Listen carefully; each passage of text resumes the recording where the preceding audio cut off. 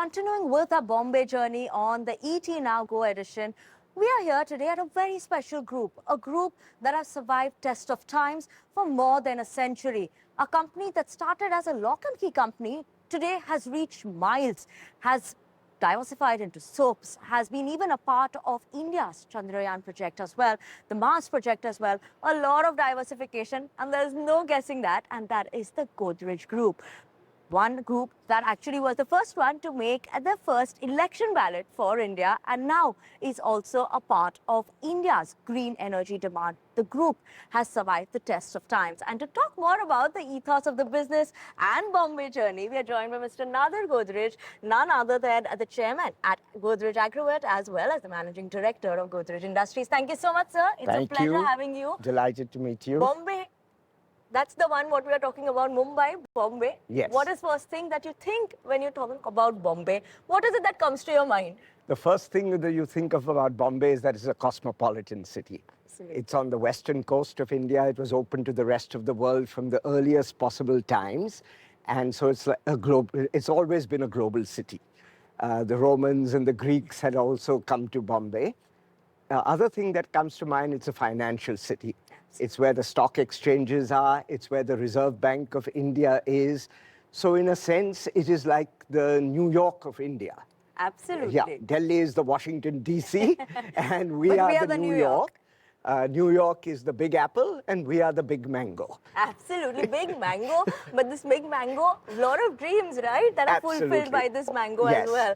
And that's the ethos of this state and this city as well, right? Absolutely. Because so many people every day migrate to the city. Correct. Just to fulfill their dreams, whether it's business, whether it's acting. Yes. So in terms entertainment, of business, everything is centered in Mumbai. It's the amount of people that come in, and that's the growth that we'll talk about as well, right? Right. So Bombay as a growth story, when you talked about it in the 80s to now Mumbai in 2024, what is it that you have seen in terms of the growth story? The population has grown a lot.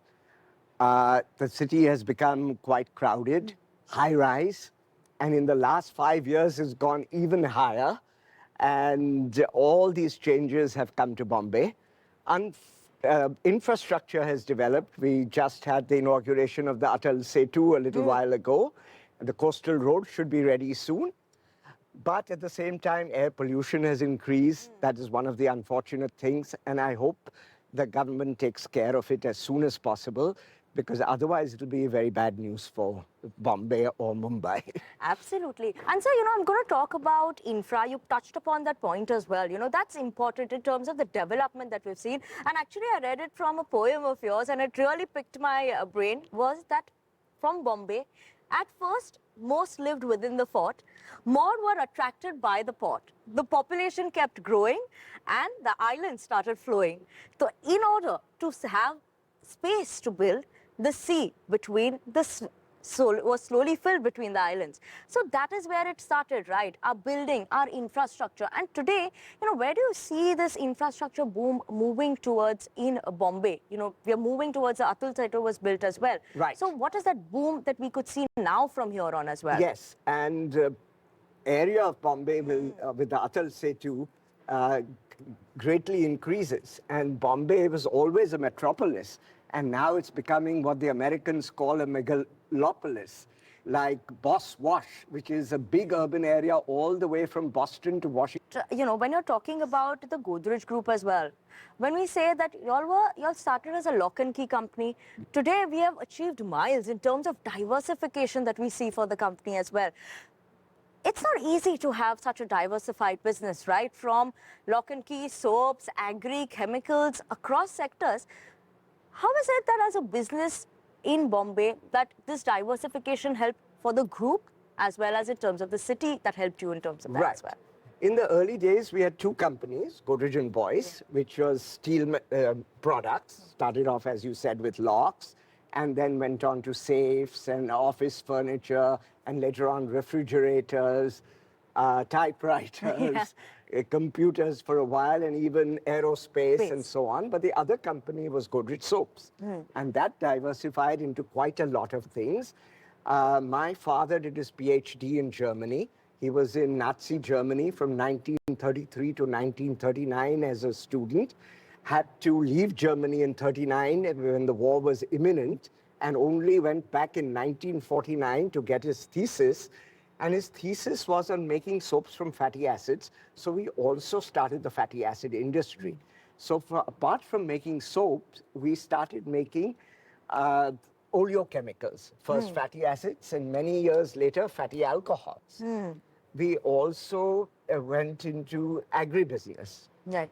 My brother set up a solvent extraction plant, and we used to make groundnut meal and extract groundnut oil from groundnut cake.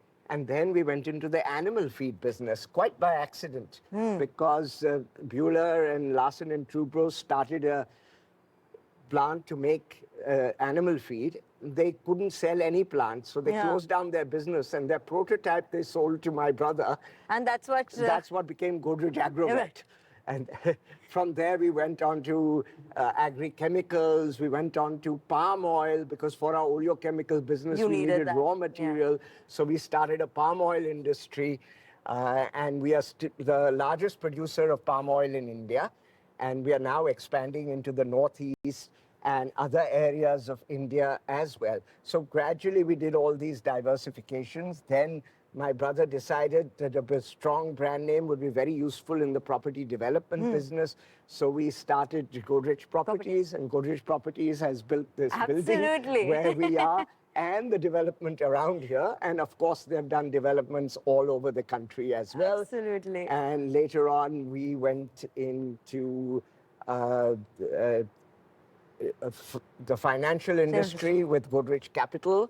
Absolutely. And so this is how all the diversifications happened. Absolutely, and it's a very interesting journey in terms of diversification as well. But, you know, let's talk about what we have in terms of the Godrej Land Bank, right? This is all developed there as well. Vikhroli is the place where so much was developed. And in a place where Bombay, we say, is so expensive today to buy land. You know, over the years, how this land bank is something that you're looking at in terms of further developments, or, you know, over the years, buying so much land is something that is interesting. The land was all bought way back in I believe it was 1940s. highways or jungle. It was, a lot of it was marshy land also. But 2/3 of the land has been preserved as our mangroves, which you can see from this building. That belongs to the Sunabai Godrej Trust, and that is completely preserved.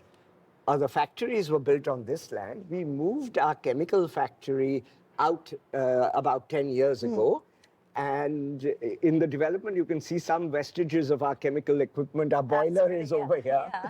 And this project was developed. This development is already done. As some of the Godrej and Boyce factories move out, there will be some development over there as well. But most of Godrej Properties development has been on new lands acquired either in partnership with in joint development models or on land that they have purchased. Absolutely. And, you know, sir, let's also just touch upon the point of when you started working at Godrej. Where was Godrej, and now how much has changed in terms of that today? And where do you see it going in the next 5 years? Yes, I don't remember exactly where the group was when I joined in 1976. But I do remember that when my brother joined in 1963, now there was quite a lot of growth from 1963 to 1976. The turnover of Godrej soaps was 2 crore. Oh my God. Of course, 2 crores then was a lot more than it is now.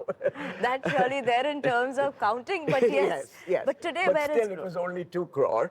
And today, Godrej consumer products turnover itself is over 10,000 crore. Absolutely. So there was a lot of change. And when I joined the business, I joined in the animal feed business, and helped develop the new businesses of Godrej Agrovet, including the oil palm business. And also in the late 1980s, when we set up an oleochemical plant in Valia, originally to make natural alpha olefins, but ultimately we ended up making fatty alcohol. That plant went through a very crisis situation. One year our loss was 90 crore. But I was able to turn it around with the help of all my team. We used to have regular meetings, and people used to come up with good ideas. And we started, there was no market for fatty alcohol in India, so we had to export it, we had to develop it. And once I went through that challenge, it gave me a lot of confidence. And after that, I was involved in the chemicals business of Godrej Industries. And of course, I continued with Godrej Agrovet as well. Absolutely. So, if I have to ask you one thing, favorite part of the 80s or favorite part of Bombay now? Mumbai now? Oh, uh, uh, Mumbai now has, uh, already in the 80s, we had the NCPA. Yeah. And now we have the NMAC. Oh, yeah. And to me, the NCPA is iconic of the Mumbai of the 60s and 70s. And NMAC is more like the modern Mumbai. And I think it's wonderful that we have both. Yeah. That we have the old downtown Mumbai and Bandra Kurla. Absolutely. That's the big variation that we see as well. Right. And if I have to request you, I know you love writing poetry, writing poems. 2 lines if you had to write on Mumbai now, what would it be? A few more lines on what happened to the Indian economy Absolutely. after liberalization. Here goes. My brother Adi joined in '63, and from that point one could see the influence of MBAs that went of professional ways. The economy gave us little scope. With license Raj, there was no hope. The growth was slow, but rather steady. And in a sense, we were quite ready for the coming liberalization. This was a time of preparation. Now, consumer goods were less protected. We weren't very badly affected when competition levels rose, for we had enjoyed a healthy dose of competition with Unilever, which made us a firm believer in fighting costs to compete. Yet, could we bear the increased heat? To hedge our bets, we formed JVs with partners from overseas, but not the kind that last till death. We learnt a lot and held our breath. And as our partners went their way, we bought them out, again held sway. Wow, that's amazing talking about it involves the Godrej Group as well as the prosperity that we're seeing there as well. Right. And sir, just lastly. A lot of growth happened after liberalization. Lot of in it. India and for our group. Absolutely. And sir, when we talk about, sir, in terms of overall the growth of the group going forward, what is it that one should expect? What is it that one should be looking at now? I think we've been steadily growing at about 15%, and that should continue. That has been the trend. And of course, we will face new challenges. Artificial intelligence is a big challenge now. And how we adapt to all these changes will be challenging. But we have always been able to face challenges. We work very closely with all our employees. We take their suggestions. Ever since we used Japanese manufacturing methods, even in our factories, the workers started giving up suggestions, and an added benefit was everyone felt very involved.